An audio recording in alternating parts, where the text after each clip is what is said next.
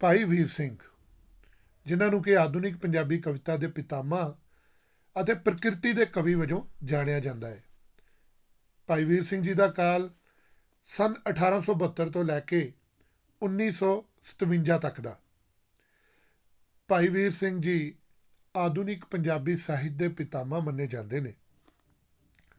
ਆਪ ਇੱਕ ਸਰਬਾਂਗੀ ਸਾਹਿਤਕਾਰ ਸਨ।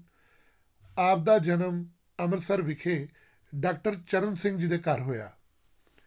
ਆਪ ਨੇ 10ਵੀਂ ਦੀ ਪ੍ਰੀਖਿਆ ਪਾਸ ਕਰਨ ਉਪਰੰਤ ਕਿਸੇ ਕਾਲਜ ਵਿੱਚ ਪੜ੍ਹਾਈ ਕਰਨ ਦੀ ਥਾਂ ਸਵੈ ਅਧਿਐਨ ਭਾਵ ਸੈਲਫ ਅਧਿਐਨ ਰਾਹੀਂ ਹੀ ਭਾਰਤੀ ਅਤੇ ਵਿਦੇਸ਼ੀ ਸਾਹਿਤ ਪੜ੍ਹਿਆ।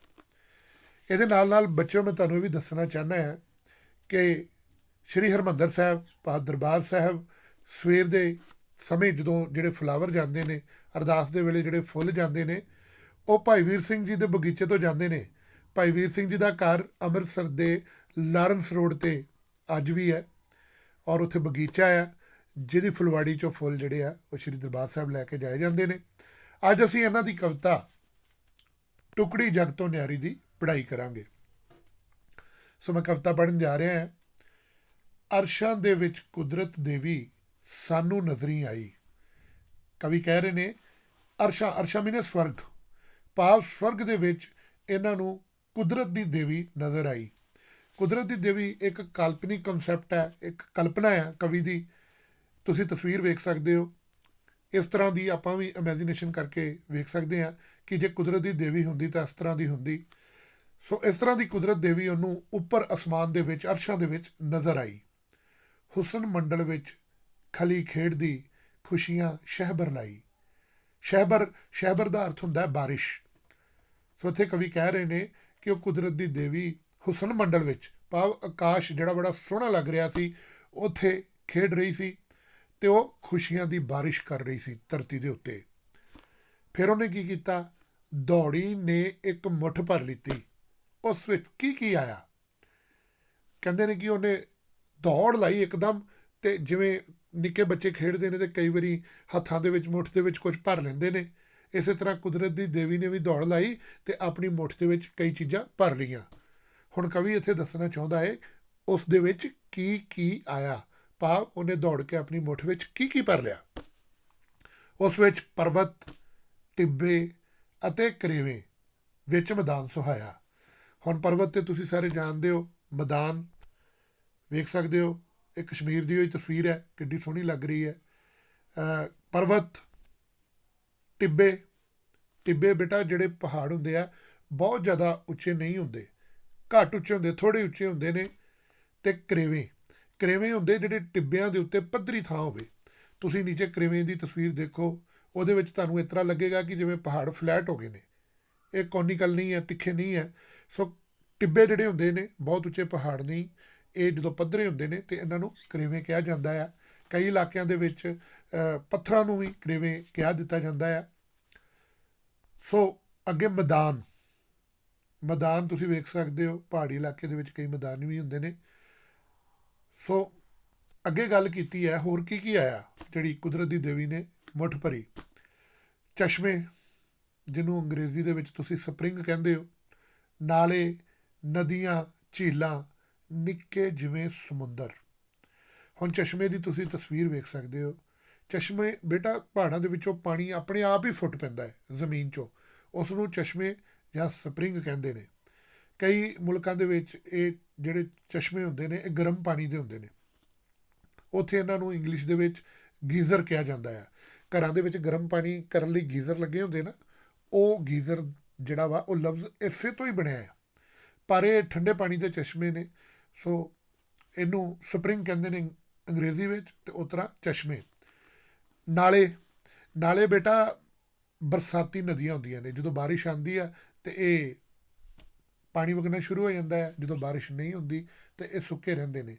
ਨਦੀਆਂ ਜਿਨ੍ਹਾਂ 'ਚ ਪੱਕਾ ਪਾਣੀ ਵਗਦਾ ਰਹਿੰਦਾ ਹੈ। ਝੀਲਾਂ ਬੇਟਾ ਤੁਸੀਂ ਚੰਡੀਗੜ੍ਹ ਗਏ ਹੋ, ਕਸ਼ਮੀਰ ਗਏ ਹੋ, ਉੱਥੇ ਤੁਸੀਂ ਸੁਖਨਾ ਝੀਲ ਵੇਖੀ ਹੈ, ਡਲ ਝੀਲ ਵੇਖੀ ਹੈ। ਉਹ ਇਸ ਤਰ੍ਹਾਂ ਪ੍ਰਤੀਤ ਹੁੰਦੇ ਨੇ ਜਿਵੇਂ ਨਿੱਕੇ ਸਮੁੰਦਰ ਹੋਣ। ਅੱਗੇ ਕਵੀ ਨੇ ਕਿਹਾ ਕਿ ਠੰਡੀਆਂ ਛਾਵਾਂ, ਮਿੱਠੀਆਂ ਹਵਾਵਾਂ, ਬਣ ਬਾਗਾਂ ਜੈ ਸੁੰਦਰ। ਕਹਿੰਦੇ ਇਸੇ ਤਰ੍ਹਾਂ ਉਹਦੀ ਮੁੱਠ ਦੇ ਵਿੱਚ ਠੰਡੀਆਂ ਛਾਵਾਂ ਆਈਆਂ, ਮਿੱਠੀਆਂ ਹਵਾਵਾਂ ਆਈਆਂ। ਬਨ ਮੈਨੇ ਜੰਗਲ, ਬਨ ਬਾਗਾਂ ਜੈ ਸੁੰਦਰ। ਅਤੇ ਬਾਗ ਇਸ ਤਰ੍ਹਾਂ ਦੇ ਉਹਨੇ ਆਪਣੀ ਮੁੱਠੀ 'ਚ ਭਰੇ ਜਿਵੇਂ ਬਹੁਤ ਹੀ ਸੁੰਦਰ ਹੋਣ, ਸੁੰਦਰ ਬਨ ਹੋਣ। ਭਾਵ ਉਹਨੇ ਆਪਣੀ ਮੁੱਠੀ ਦੇ ਵਿੱਚ ਜੰਗਲ ਭਰੇ ਜਿਹੜੇ ਬਾਗਾਂ ਵਰਗੇ ਸੁੰਦਰ ਸਨ। ਬਰਫਾਂ, ਮੀਂਹ, ਧੁੱਪਾਂ ਤੇ ਬੱਦਲ। ਫਿਰ ਉਹਨੇ ਆਪਣੀ ਮੁੱਠ ਦੇ ਵਿੱਚ ਬਰਫ਼ ਜਿਹੜੀ ਪਹਾੜਾਂ 'ਚ ਪੈਂਦੀ ਹੈ, ਬਰਫ਼ ਭਰੀ, ਮੀਂਹ ਭਰੇ, ਧੁੱਪਾਂ ਦੇ ਬੱਦਲ, ਧੁੱਪ ਵੀ ਭਰੀ ਅਤੇ ਬੱਦਲ ਵੀ ਭਰੇ। ਅਤੇ ਰੁੱਤਾਂ ਮੇਵੇ ਪਿਆਰੇ। ਰੁੱਤਾਂ ਮੇਵੇ ਪਿਆਰੇ ਦਾ ਬੇਟੇ ਇੱਥੇ ਕੀ ਅਰਥ ਹੈ? ਰੁੱਤਾਂ ਮੇਵੇ ਹੁੰਦੇ ਜਿਹੜੇ ਅਸੀਂ ਅਲੱਗ-ਅਲੱਗ ਸੀਜ਼ਨ ਦੇ ਵਿੱਚ ਫਰੂਟ ਖਾਂਦੇ ਹਾਂ। ਜਿਵੇਂ ਅੰਬ ਗਰਮੀਆਂ 'ਚ ਹੁੰਦਾ ਆ, ਸੇਬ ਸਰਦੀਆਂ 'ਚ ਹੁੰਦਾ ਆ, ਔਰ ਹੋਰ ਕਈ ਇਸ ਤਰ੍ਹਾਂ ਦੇ ਫਰੂਟ ਨੇ ਜਿਹੜੇ ਗਰਮੀ, ਸਰਦੀ, ਬਸੰਤ ਰੁੱਤ ਵਿੱਚ ਹੁੰਦੇ ਨੇ। ਇਹ ਸਾਰੇ ਰੁੱਤਾਂ ਦੇ ਮੇਵੇ ਉਹਨੇ ਆਪਣੀ ਮੁੱਠੀ ਵਿੱਚ ਭਰੇ। ਅਰਸ਼ੀ ਨਾਲ ਨਜ਼ਾਰੇ ਆਏ ਉਸ ਮੁੱਠੀ ਵਿੱਚ ਸਾਰੇ। ਇਹਦੇ ਨਾਲ ਨਾਲ ਉਸਨੇ ਅਰਸ਼ੀ, ਮੈਂ ਤੁਹਾਨੂੰ ਪਹਿਲਾਂ ਵੀ ਦੱਸਿਆ, ਸਵਰਗ, ਉਹਨੇ ਸਵਰਗਾਂ ਦੇ ਨਜ਼ਾਰੇ ਵੀ ਆਪਣੀ ਉਸ ਮੁੱਠ ਦੇ ਵਿੱਚ ਕੈਦ ਕਰ ਲਏ। ਅੱਗੇ ਅੱਗੇ ਸੋਹਣੀ ਨੇ ਅਸਮਾਨ ਖੜੋ ਕੇ ਧਰਤੀ ਵੱਲ ਤਕਾ ਕੇ।